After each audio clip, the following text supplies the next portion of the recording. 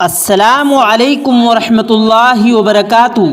عزیز دوستو، آج کی اس ویڈیو میں ہم بات کرنے والے ہیں حضرت علی رضی اللہ تعالیٰ عنہ نے فرمایا، صرف 7 مرتبہ یہ پڑھ کر سو جاؤ اور پھر خواب میں دیکھ جائے گا کہ کیا صحیح ہے اور کیا غلط ہے۔ اور دوستو، اس کے ساتھ ساتھ ہم آپ کو یہ بھی بتائیں گے کہ دعا مانگتے وقت کچھ غلطیاں نہیں کرنا۔ ان غلطیوں کے کرنے کی وجہ سے ہماری دعائیں قبول نہیں ہوتی۔ تو دوستو، وہ کون سی غلطیاں ہیں یہ بھی ہم آپ کو آج کی اس ویڈیو میں بتائیں گے۔ تو دوستو، بہت ہی پیاری ویڈیو ہونے والی ہے۔ آپ لوگوں سے گزارش ہے آپ لوگ اس ویڈیو کو آخر تک ضرور دیکھیں۔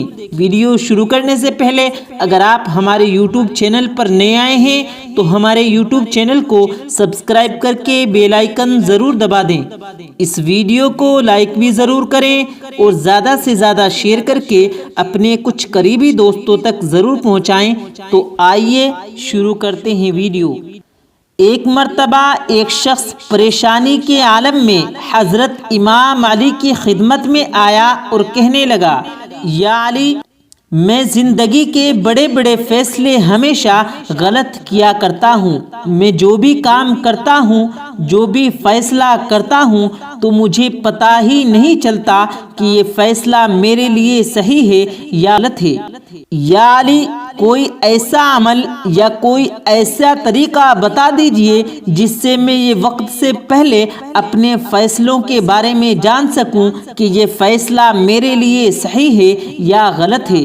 بس اتنا کہنا تھا تو حضرت مولا علی نے فرمایا، اے بندہ خدا، اگر تم یہ جاننا چاہتے ہو کہ یہ فیصلہ تمہارے حق میں بہتر ہوگا یا نہیں تو تم سونے سے پہلے 7 مرتبہ سورہ فاتحہ پڑھ کر دعا مانگو کہ اے اللہ، میں یہ فیصلہ کرنا چاہتا ہوں، تو مجھے خواب میں یہ بتا کہ یہ فیصلہ میرے لیے بہتر ہوگا یا بہتر نہیں ہوگا، اور پھر دعا مانگ کر سو جاؤ۔ خواب میں اگر پھول، پتے یا اچھا ماحول دیکھو، خوشبو دیکھو تو سمجھ جاؤ یہ فیصلہ تمہارے لیے بہتر ثابت ہوگا۔ لیکن اگر خواب میں آگ، خون، لڑائی، جھگڑا، مارنا پیٹنا، پریشانی دیکھو تو سمجھ جانا وہ فیصلہ آنے والے وقت میں بہتر نہیں ہوگا۔ بے شک اللہ اپنے بندوں کی رہنمائی کرتا ہے۔ یعنی جب آپ عشاء کی نماز ادا کرنے کے بعد سونے کے لیے بستر پر جائیں تب آپ 7 مرتبہ سورہ فاتحہ پڑھ کر دعا مانگ کر سو جائیں۔ دوستو، اب ہم آپ کو بتاتے ہیں دعا مانگتے وقت کچھ ایسی غلطیاں جن کی وجہ سے یا تو ہماری دعا قبول ہی نہیں ہوتی، اور اگر قبول بھی ہو جائے تو ہمیں اس کے اتنے اثرات نظر نہیں آتے، اتنے فائدے حاصل نہیں ہوتے۔ آخر اس کی کیا وجہ ہوتی ہے؟ تو عام طور پر 2 غلطیاں کرتے ہیں۔ ان 2 غلطیوں سے اللہ کے رسول صلی اللہ علیہ وسلم نے ہمیں روکا ہے کہ دعا کرتے وقت ہم یہ 2 غلطیاں نہ کریں۔ پہلی غلطی یہ ہے، صحیح مسلم کی روایت ہے، حضور کریم صلی اللہ علیہ وسلم نے فرمایا کہ جب تم میں سے کوئی آدمی دعا مانگے تو دعا کے اندر ایسے نہ کہے کہ اے اللہ، اگر تو چاہے تو میری مغفرت کر دے، ایسے نہ کہے، بلکہ دعا مانگنے میں اسے یقین بھی ہو اور دعا کے اندر رغبت بھی ہو۔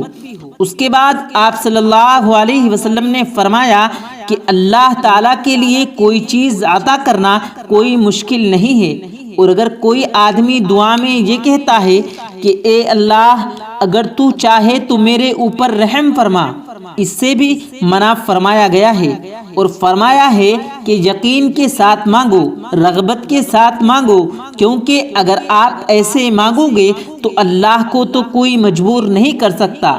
اگر آپ یہ کہو گے کہ اے اللہ، اگر تو چاہے تو رحم کر دے، تو پھر اگر اللہ تعالیٰ نے رحم نہ کیا تو یہ آپ کے لیے مشکل ہو جائے گی۔ کیونکہ وہ اللہ تو ایسی ذات ہے جس کو کوئی مجبور نہیں کر سکتا، اس سے کوئی پوچھ نہیں سکتا کہ تو نے یہ کام کیوں نہیں کیا۔ انسان جب مانگے تو یقین کے ساتھ مانگے، اس بات کا پورا یقین رکھے کہ میرے رب کے یہاں کسی چیز کی کوئی کمی نہیں ہے۔ اور دعا کے اندر ہم جو دوسری غلطی کرتے ہیں وہ یہ ہے کہ دعا کے اندر ہمارا گمان اچھا نہیں ہوتا۔ ہم دعا تو مانگ لیتے ہیں لیکن ذہن میں کچھ اور چل رہا ہوتا ہے۔ آپ صلی اللہ علیہ وسلم نے فرمایا کہ اللہ تعالیٰ یہ فرماتا ہے کہ میں اپنے بندے کے گمان کے مطابق فیصلہ کرتا ہوں، اور وہ جب مجھے پکارتا ہے تو میں اس کے ساتھ ہوتا ہوں۔ ہم لوگ اکثر ایسا کرتے ہیں کہ دعا تو مانگ لیتے ہیں لیکن ذہن میں یہی گمان ہوتا ہے کہ ایسا نہیں ہوگا۔ جب دعا مانگتے ہوئے ہی ہمارا اچھا گمان نہیں ہوتا تو پھر وہ دعا کیسے قبول ہوگی؟ تو دوستو، یہ دو غلطیاں اپنی دعا کے اندر کبھی نہ کریں۔ دعا مانگتے ہوئے اپنے ذہن میں رکھیں کہ میں کس ذات سے مانگ رہا ہوں۔ میں ایسی ذات کے سامنے ہاتھ پھیلا رہا ہوں جس کو کسی چیز کی حاجت نہیں ہے، کوئی بھی چیز اس کے قبضہ قدرت سے باہر نہیں ہے۔ وہ تو ہر چیز پر قادر ہے، اسے کوئی مجبور نہیں کر سکتا۔ دوستو، دعا مانگتے ہوئے ان باتوں کا ضرور خیال رکھیں۔ دوستو، ہم آپ کو بتاتے ہیں کہ نبی کریم حضور صلی اللہ علیہ وسلم نے ارشاد فرمایا، سوتے وقت یہ غلطیاں کبھی نہ کرنا۔ تو دوستو، وہ 5 غلطیاں کون کون سی ہیں؟ آئیے ہم آپ کو بتاتے ہیں۔ نمبر 1، پیٹ کے بل نہ سوئیں، یعنی جیسے کہ آپ نے دیکھا ہوگا کچھ لوگ پیٹ کو نیچے کر کے اور کمر اوپر کر کے سوتے ہیں، تو الٹا لیٹنا اللہ اور اللہ کے پیارے نبی صلی اللہ علیہ وسلم کو پسند نہیں ہے، اس لیے پیٹ کے بل نہ سوئیں۔ نمبر 2، پاؤں پر پاؤں رکھ کر سونا، جیسا کہ کچھ لوگ پیر پر پیر رکھ کر سوتے ہیں تو پیر پر پیر رکھ کر بھی نہیں سونا چاہیے، کیونکہ اس طرح سونے سے بھی پیارے نبی صلی اللہ علیہ وسلم نے منع فرمایا ہے۔ نمبر 3، ایسی چھت پر سونا کہ جس پر سے گرنے کا ڈر ہو، تو ایسی چھت پر بھی نہیں سونا چاہیے۔ اور نمبر 4، جب لڑکا 10 سال کا ہو جائے تو اسے الگ سلایا جائے، کیونکہ پیارے نبی صلی اللہ علیہ وسلم کا یہی فرمان ہے۔ نمبر 5، مغرب اور عشاء کے بیچ میں نہ سوئیں۔ دوستو، بعض مرتبہ یہ دھیان نہیں دیا جاتا اور کچھ لوگ ایسے ہی لیٹ جاتے ہیں اور مغرب اور عشاء کے بیچ سو لیتے ہیں، تو مغرب اور عشاء کے بیچ میں بھی نہیں سونا چاہیے، کیونکہ اس وقت سونا مکروہ ہے۔ دوستو، ہم آپ کو بتاتے ہیں کہ حضرت علی رضی اللہ تعالیٰ عنہ نے فرمایا، 3 لڑکیوں سے 3 عورتوں سے شادی نہیں کرنی چاہیے۔ اگر آپ ان تینوں میں سے کسی ایک سے بھی شادی کرتے ہو تو آپ کی زندگی تباہ و برباد ہو جائے گی۔ تو وہ 3 عورتیں کون کون سی ہیں؟ آئیے ہم آپ کو بتاتے ہیں۔ ایک مرتبہ حضرت علی رضی اللہ تعالیٰ عنہ کی خدمت میں ایک شخص حاضر ہوا اور اس نے حضرت علی رضی اللہ تعالیٰ عنہ سے سوال کیا کہ یا علی، اگر ہم اپنے بیٹے بھتیجے یا پھر اپنے نواسے یا پھر اپنی ہی شادی کرنی ہو تو ہم کیسی لڑکی تلاش کریں؟ یعنی کہ شادی کے وقت سب سے بہترین کون سی لڑکی تلاش کرنی چاہیے؟ تو حضرت امام علیہ السلام نے فرمایا، اے شخص، اپنے بیٹے بھتیجے یا پھر اپنی ہی شادی کرتے وقت دیکھ لینا کہیں لڑکی میں یہ 3 عیب تو نہیں ہے، ورنہ آپ کے بیٹے بھتیجے یا پھر آپ کی ہی زندگی برباد ہو جائے گی اور ان کی زندگی کا چین اور سکون برباد ہو جائے گا۔ تو اس شخص نے سوال کیا، یا علی، وہ 3 عیب کون کون سے ہیں جن کی وجہ سے شادی نہیں کرنی چاہیے؟